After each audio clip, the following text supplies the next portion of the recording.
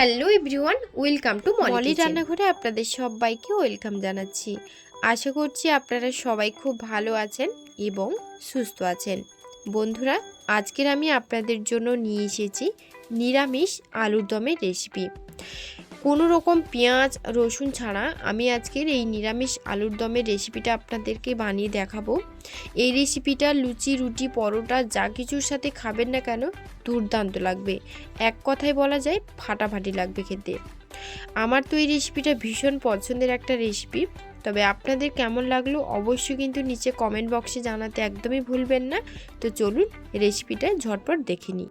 নিরামিষ আলুর দমের রেসিপিটা বানানোর জন্য আমি প্রথমেই আলুটাকে সেদ্ধ করে নিয়েছি। আর এখানে 500 গ্রাম আলু একটা সিটি দিয়ে নিয়েছি প্রেসারে। আর এই আলুটা কিন্তু নতুন আলুটার খোসা ছাড়িয়ে ভালো করে সেদ্ধ করে নিয়েছি। আর এদিকে 1 চামচ পোস্ত, 1 চামচ চারমগজ, 4-5টা কাজু আর 5 থেকে 6টা কাঁচা লঙ্কা আর একটা বড় সাইজের টমেটো।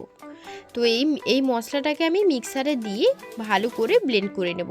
একদম মিহি করে মশলাটাকে ভালো করে ব্লেন্ড করে নিতে হবে।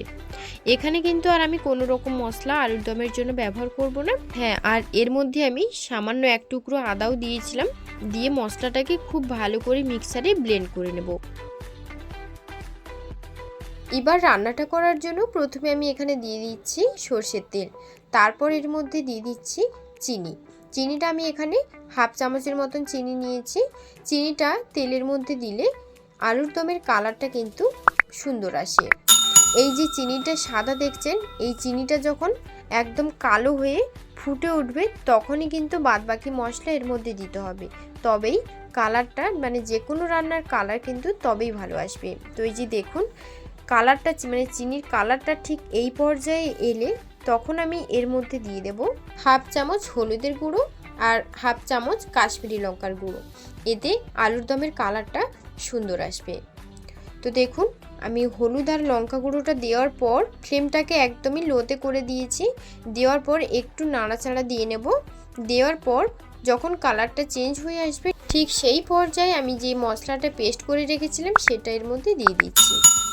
মশলাটা দেওয়ার পর মিক্সারে যে মশলাগুলো লেগে আছে সেটা সামান্য জল দিয়ে ভালো করে ধুয়ে নিয়ে কড়াইয়ের মধ্যে দিয়ে দিচ্ছি। কড়াইয়ের মধ্যে মশলা ধোয়ার জলটা আমি দিয়ে দেওয়ার পর 1 চামচ ঝাল লঙ্কার গুঁড়ো আর 1 চামচ জিরের গুঁড়ো দিয়ে দিলাম। দেওয়ার পর মশলাটাকে ভালো করে কষিয়ে নেব। মানে মশলাটাকে 4 থেকে 5 মিনিট ধরে হাই ফ্লেমে খুব ভালো করে ফুটিয়ে নিতে হবে। আর এই আলুর দমটা দেখতে কিন্তু একদম কাশ্মীরি আলুর দমের মতো লাগছে। তো আমি কিন্তু এখানে আলুর দম করার জন্য কোনো রকম জল এক্সট্রা আমি জল ব্যবহার করব না। এই মশলার থেকেই কিন্তু, মানে এই মশলার জল থেকেই আলুর দমটা কিন্তু একদম রেডি হয়ে যাবে। তো আমি মশলাটাকে খুব ভালো করে নাড়াচাড়া দিয়ে নিয়ে একদম হাই ফ্লেমে রেখে 4 থেকে 5 মিনিট ধরে খুব ভালো করে ফুটিয়ে নিচ্ছি। তো দেখুন খুব ভালো করে কিন্তু মশলাটাকে ফুটিয়ে নিচ্ছি প্রায় 4 থেকে 5 মিনিট ধরে।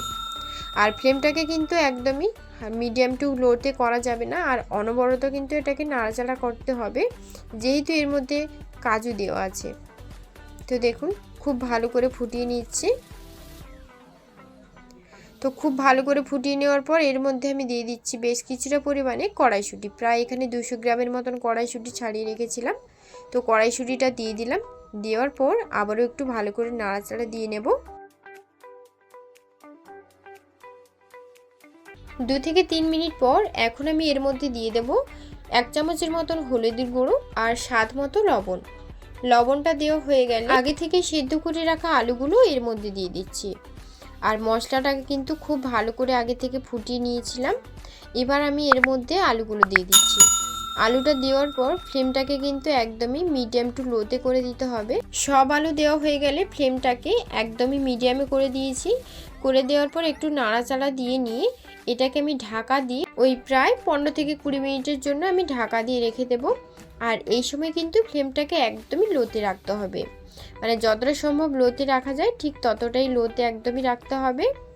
তো দেখুন আমি একদমই লোতে রেখে দিয়েছি। দিয়ে এবার আমি ঢাকা দিয়ে রেখে দেব। তো এই যে দেখুন ঢাকা দিয়ে দিলাম। তো এখন আমি 15 মিনিট পর আপনাদের দেখাচ্ছি।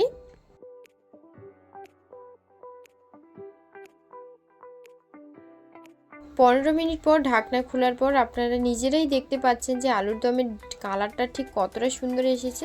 এই আলুর দমটা দেখতে যতটা সুন্দর হয়েছে খেতেও কিন্তু দারুণ সুন্দর হয়। আর 15 মিনিট একদম লোতে রাখার পর দেখুন গ্রেভিটা কিন্তু একদমই কমে গেছে আর কতটা সুন্দর হয়েছে আপনারা নিজেরাই দেখতে পাচ্ছেন। সো বন্ধুরা, আপনারা অবশ্যই কিন্তু কমেন্ট করে জানাবেন যে আজকের রেসিপিটা আপনাদের কাছে কেমন লাগলো। যেহেতু আমি একদমই লোতে রেখেছিলাম আলুর দমটা 15 মিনিটের জন্য, তার জন্য আলুর দমের কালারটাও যেমন সুন্দর এসেছে আর ওপর থেকে তেলটাও কিন্তু ভালোই বেরিয়েছে। তো এবার আমি ওপর দিয়ে গোটা গরম মশলা গুঁড়ো করে রেখেছিলাম সেটা আমি দিয়ে দিলাম, আর কিছুটা ধনেপাতা কুচিও এর মধ্যে দিয়ে দিচ্ছি। দেওয়ার পর একটু নাড়াচাড়া করে নিয়ে আমি আলুর দমটা সার্ভ করে আপনাদের দেখাবো। তো দেখুন আলুর দমটা কিন্তু ভীষণই সুন্দর হয়েছে। আপনারা অবশ্যই একবার হলেও এইভাবে বাড়িতে বানিয়ে দেখবেন, খেতে কিন্তু দারুণ লাগে খেতে। এই আলুর দমটা লুচি, রুটি, পরোটা যা কিছুর সাথেই খাবেন না কেন দুর্ধর্ষ লাগে।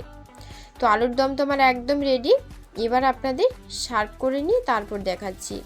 এখানে আপনারা চাইলে কড়াইশুঁটি নাও দিতে পারেন, তবে এখন যেহেতু শীতের মৌসুম তার জন্য কড়াইশুঁটিটা এর মধ্যে আমি অ্যাড করলাম। আপনারা যদি কড়াইশুঁটি নাও দিতে চান তাহলে দেওয়ার প্রয়োজন নেই। আজকের এই যে আলুর দমটা, এই আলুর দমটা কিন্তু আমার রুটির সাথেই বেশ ভালো লেগেছে খেতে। তো আপনারা যদি চান লুচি, রুটি, পরোটা যা কিছুর সাথেই খাবেন খুবই ভালো লাগবে। তো বন্ধুরা, রেসিপি কেমন লাগলো কমেন্টে কিন্তু অবশ্যই জানাবেন। আর যদি আজকের রেসিপি আপনাদের কাছে ভালো লেগে থাকে তাহলে অবশ্যই বাড়িতে একবার হলেও ট্রাই করবেন। আর যদি আজকের রেসিপি আপনাদের কাছে ভালো লেগে থাকে তাহলে লাইক, কমেন্ট, শেয়ার এবং সাবস্ক্রাইব করতে ভুলবেন না। সাথে বেল বাটনটি প্রেস করে রাখবেন, তাহলে আমি যখনই কোনো রেসিপি আপনাদের সাথে শেয়ার করব আপনাদের কাছে খুব সহজেই পৌঁছে যাবে। তো বন্ধুরা, সবাই ভালো থাকবেন, সুস্থ থাকবেন। সবাইকে ধন্যবাদ জানিয়ে আজকের ভিডিওটি এই পর্যন্ত। আবার আসবো আপনাদের পছন্দের কোনো রেসিপি নিয়ে। ততক্ষণ সবাই খুব ভালো থাকবেন। ধন্যবাদ।